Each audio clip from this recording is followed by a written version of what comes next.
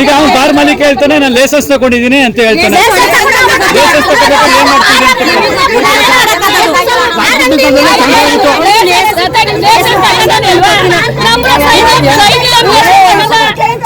ಅವನು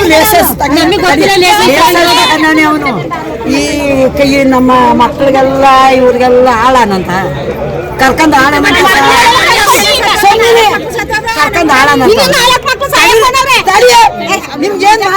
ಈಗ ಅಮ್ಮ ಈಗ ಬಾರ್ ಓಪನ್ ಆಗಿ ಎಷ್ಟು ದಿವಸ ಆಯ್ತು? ಈಗ ನಾವು ಎಲ್ಲ ಊಟ ಕೊಯ್ತೀವಿ ಆರಿಸ್ಕೊಂಡಂತ ಮಾತಾಡಕ್ ಆಳ್ಸರಂತ ಕರ್ಕೊಂಡ್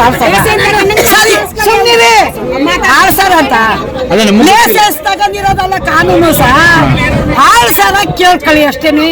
ಈಗ ಬಾರ್ ಓಪನ್ ಆಗಿ ಸುಮಾರು ದಿವಸ ಆಯ್ತು. ನಮಗ್ ಗೊತ್ತಿಲ್ಲ ಅದು ತಗೊಂಡಿರೋದು ಮೇಲಿರೋದು ಗೊತ್ತಿಲ್ಲ ಸರ್. ಸುಮ್ಮನೆ ಆಡಿಸ್ತಾ ಇದಾರ ಕೇಳ್ಕೊಬಿಡಿ. ನಮ್ಮ ಊರ್ನ ಆಳ್ಸರ ಬಾರ್ ಬೇಡ.